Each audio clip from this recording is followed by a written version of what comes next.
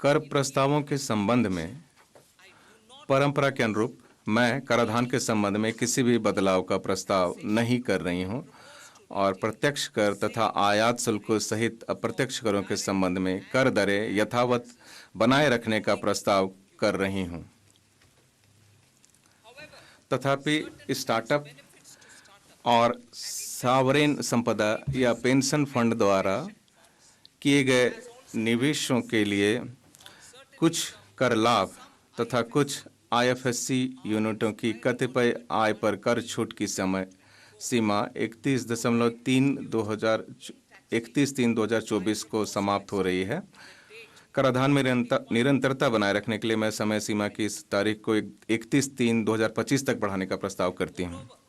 इसके अतिरिक्त जीवन की सुगमता और व्यापारिक सुगमता में सुधार करने की सरकार की परिकल्पना के अनुरूप मैं करदाता सेवाओं में सुधार हेतु एक घोषणा करना चाहती हूं। बड़ी संख्या में कई छोटी-छोटी गैर सत्यापित, गैर समायोजित या विवादित प्रत्यक्ष कर मांग बही खातों में लंबित हैं। इनमें से कई मांग तो वर्ष 1962 तक के भी पुराने समय से मौजूद हैं। इनके कारण ईमानदार करदाताओं को परेशानी होती है तथा बाद के वर्षों में रिफंड जारी करने की प्रक्रिया में भी बाधा आती है। माननीय अध्यक्ष महोदय, मैं वित्तीय वर्ष 2009-10 तक की अवधि से संबंधित 25,000 रुपये तक तथा वित्तीय वर्ष 2010 से 11 से वर्ष 2014-15 से संबंधित 10,000 रुपये तक की ऐसी बकाया प्रत्यक्ष कर मांगों को वापस लेने का प्रस्ताव करती हूं।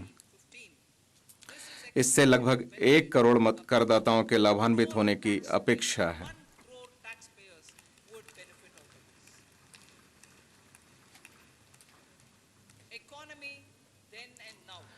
अर्थव्यवस्था तब और अब वर्ष 2014 में जब हमारी सरकार ने बागडोर संभाली थी, चरण दर चरण अर्थव्यवस्था को दुरुस्त करने और शासन प्रणाली को सही रास्ते पर लाने की जिम्मेदारी बहुत बड़ी थी। समय की मांग थी कि लोगों को आशा की किरणें दिखें, निवेश आकर्षित किया जा सके और सुधार के लिए आवश्यक समर्थन जुटाया जा सके। सरकार ने इसे सफलतापूर्वक किया। राष्ट्र प्रथम के मजबूत विश्वास के साथ इसे सफलतापूर्वक हासिल किया। उन वर्षों के संकटों से पार पा लिया गया है और अर्थव्यवस्था सर्वांगीण विकास के साथ उच्च संधारणीय समृद्धि पथ पर बढ़ चली है। अब यह देखना उपयुक्त होगा कि तब वर्ष 2014 तक हम कहाँ थे और अब कहाँ हैं। मैं इसको दोहराना चाहूँगी, अब यह देखना उपयुक्त होगा कि तब वर्ष 2014 तक हम कहाँ थे और अब कहाँ हैं, केवल इसलिए कि उन वर्षों के कुप्रबंधन से सबको सीखा जा सके। इस संदर्भ में सरकार सदन के पटल पर एक श्वेत पत्र प्रस्तुत करेगी।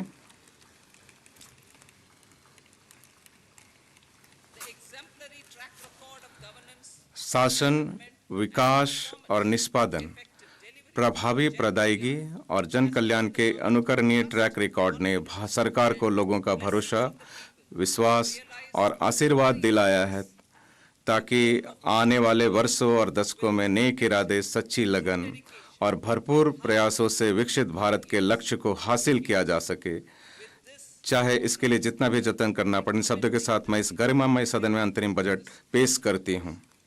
जय हिंद।